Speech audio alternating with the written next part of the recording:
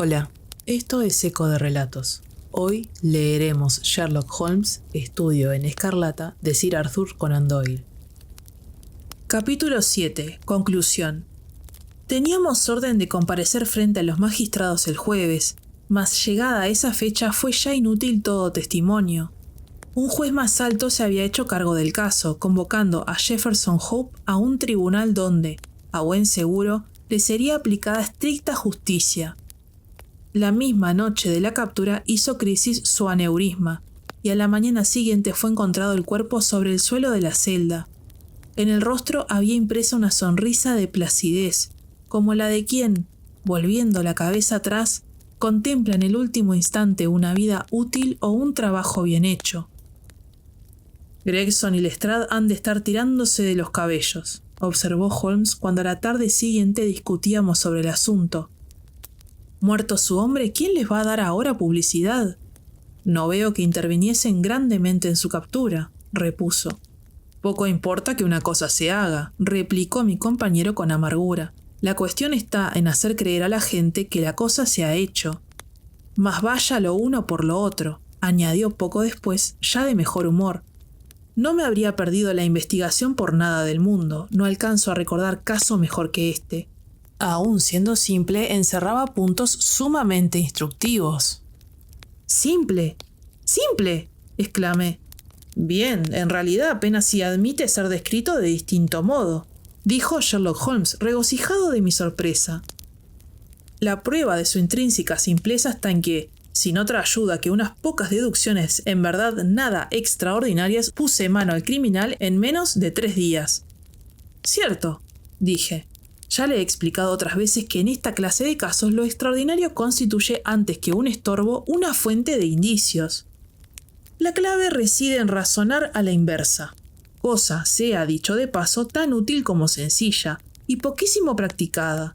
Los asuntos diarios nos recomiendan proceder de atrás para adelante, de donde se echa en olvido la posibilidad contraria. Por cada 50 individuos adiestrados en el pensamiento sintético, no encontrará usted arriba de uno con talento analítico. Confieso, afirmé, que no consigo comprenderle del todo. No esperaba otra cosa. Veamos si logro exponerlo más a las claras. Casi todo el mundo, ante una sucesión de hechos, acertará a colegir qué se sigue de ellos.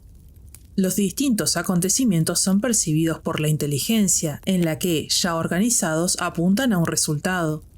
A partir de este, sin embargo, pocas gentes saben recorrer el camino contrario, es decir, el de los pasos cuya sucesión condujo al punto final. A semejante virtud deductiva llamo razonar hacia atrás o analíticamente. Comprendo. Pues bien, nuestro caso era de esos en que se nos da el resultado, restando todo lo otro por adivinar. Permítame mostrarle las distintas fases de mi razonamiento. Empecemos por el principio. Como usted sabe, me aproximé a la casa por mi propio pie, despejada la mente de todo supuesto o impresión precisa. Comencé, según era natural, por inspeccionar la carretera, donde, ya se lo he dicho, vi claramente las marcas de un coche, al que, por consideraciones puramente lógicas, supuse llegado allí de noche. Que era, en efecto, un coche de alquiler y no particular, quedaba confirmado por la angostura de las rodadas. Los caballeros en Londres usan un cabriolé, cuyas ruedas son más anchas que las del carruaje ordinario. Así di mi primer paso. Después atravesé el jardín siguiendo el sendero, cuyo suelo arcilloso resultó ser especialmente propicio para el examen de huellas. Sin duda no vio usted sino una simple franja de barro pisoteado. Pero, a mis ojos expertos, cada marca transmitía un mensaje pleno de contenido. Ninguna de las ramas de la ciencia detectivesca es tan principal ni recibe tan mínima atención como esta de seguir un rastro.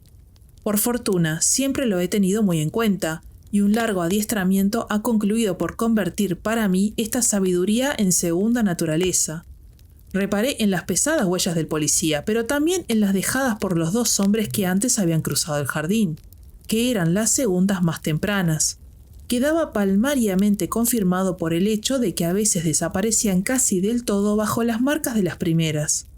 Así arribé a mi segunda conclusión. consistente en que subía a 2 el número de los visitantes nocturnos, de los cuales uno, a juzgar por la distancia entre pisada y pisada, era de altura más que notable, y algo petimetré el otro, según se echaba de ver por las menudas y elegantes improntas que sus botas habían producido. Al entrar a la casa obtuve confirmación de mi última inferencia. El hombre de las lindas botas yacía delante de mí. Al alto, pues, procedía a imputar el asesinato, en caso de que éste hubiera tenido lugar. No se veía herida alguna en el cuerpo del muerto, mas la agitada expresión de un rostro declaraba transparentemente que no había llegado ígnaro a su fin. Quienes parecen víctimas de un ataque al corazón o por otra causa natural y súbita jamás muestran esa apariencia desencajada. Tras aplicar la nariz a los labios del difunto, detecté un ligero olor acre y deduje que aquel hombre había muerto por la obligada ingestión de veneno. Al ser el envenenamiento voluntario, pensé, no habría quedado impreso en su cara tal gesto de odio y miedo. Por el método de exclusión me vi, pues, abocado a la única hipótesis que autorizaban los hechos. No crea usted que era aquella en exceso peregrina. La administración de un veneno por la fuerza figura no infrecuentemente en los anales del crimen. Los casos de Dolsky en Odessa y el de Leturier en Montpellier acudirían de inmediato a la memoria de cualquier toxicólogo. A continuación se suscitaba la gran pregunta del por qué. La rapiña quedaba excluida, ya que no se echaba ningún objeto en falta. ¿Qué había entonces de por medio? La política, quizá una mujer. Tal era la cuestión que entonces me inquietaba. Desde el principio me incliné por lo segundo. Los asesinos políticos se dan grandísima prisa a escapar una vez perpetrada la muerte. Esta, sin embargo, había sido cometida con flema notable. Las 1000 huellas dejadas por su amor a lo largo y ancho de la habitación declaraban una estancia dilatada en el escenario del crimen. Solo un agravio personal, no político, acertaba a explicar tan sistemático acto de venganza. Cuando fue descubierta la inscripción en la pared, me confirmé aún más en mis sospechas. Se trataba evidentemente de un falso señuelo. El hallazgo del anillo zanjó la cuestión. Era claro que el asesino lo había usado para atraer a su víctima el recuerdo de una mujer muerta o ausente. Justo entonces pregunté a Gregson si en el telegrama enviado a Cleveland se inquiría también por cuánto hubiera de peculiar en el pasado de Drever. Fue su contestación, lo recordará usted, negativa. Después procedí a un examen detenido de la habitación, en el curso del cual di por buena mi primera estimación de la altura del asesino, y obtuve los datos referentes al cigarro de Trichonopoli y a la largura de sus uñas. Había llegado ya a la conclusión de que, dada la ausencia de señales de lucha, la sangre que salpicaba el suelo no podía proceder sino de las narices del asesino, presa seguramente de una gran excitación.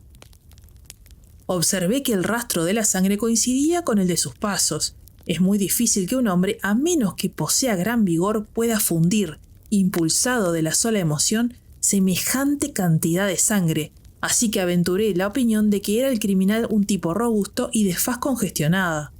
Los hechos han demostrado que iba por buen camino. Tras abandonar la casa hice lo que Gregson había dejado de hacer, envié un telegrama al jefe de policía de Cleveland, donde me limitaba a requerir cuantos detalles se relacionasen con el matrimonio de Enoch Drever. La respuesta fue concluyente. Declaraba que Drever había solicitado ya la protección de la ley contra un viejo rival amoroso, un tal Jefferson Hope, y que este Hope se encontraba a la sazón en Europa. Supe entonces que tenía la clave del misterio en mi mano y que no restaba sino atrapar al asesino. Tenía ya decidido que el hombre que había entrado en la casa con Drever y el conductor del carruaje eran uno y el mismo individuo. Se apreciaban en la carretera huellas que solo un caballo sin gobierno puede producir. ¿Dónde iba a estar el cochero sino en el interior del edificio?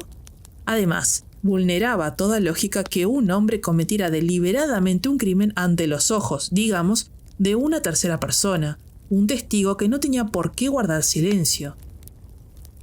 Por último, para un hombre que quisiera rastrear a otro a través de Londres, el oficio de cochero parecía sin duda el más adecuado. Todas estas consideraciones me condujeron irresistiblemente a la conclusión de que Jefferson Hope debía contarse entre los aurigas de la metrópoli.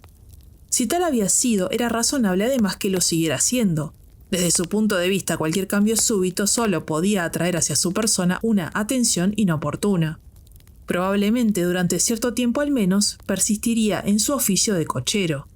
Nada arguía tampoco que lo fuera a hacer bajo nombre supuesto.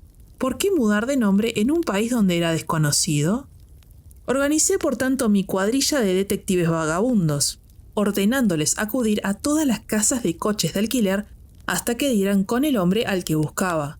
Qué bien cumplieron el encargo y qué prisa me di a sacar partido de ello son cosas que aún deben estar frescas en su memoria. El asesinato de Stangerson nos cogió enteramente por sorpresa, mas en ningún caso hubiésemos podido impedirlo. Gracias a él, ya lo sabe, me hice con las píldoras, cuya existencia había previamente conjeturado.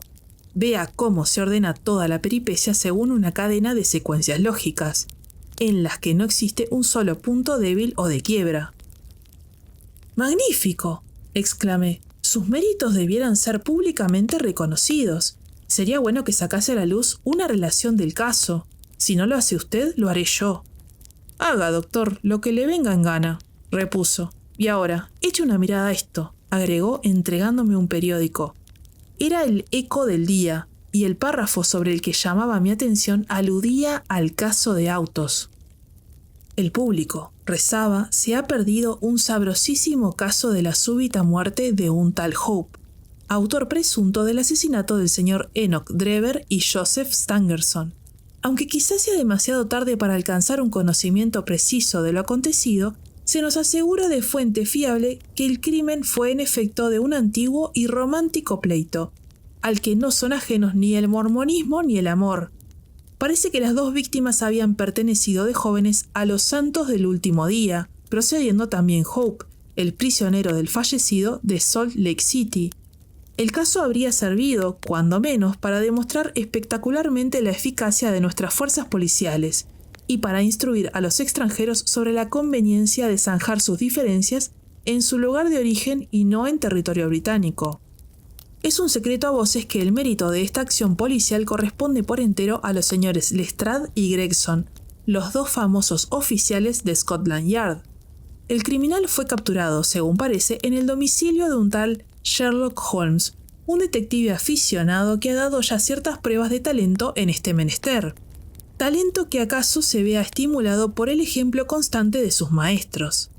Es de esperar que, en prueba del debido reconocimiento a sus servicios, se celebre un homenaje en honor de los dos oficiales. «No se lo dije desde el comienzo», exclamó Sherlock Holmes con una carcajada. «He aquí lo que hemos conseguido con nuestro estudio en escarlata.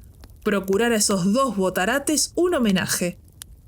«Pierda cuidado», repuse. «He registrado todos los hechos en mi diario y el público tendrá constancia de ellos. Entretanto, habrá usted de conformarse con la constancia del éxito, al igual que aquel avaro romano. Populus me sibilat ad mihi plaudo, ipse domi simul ac numos contemplar inarca». Fin.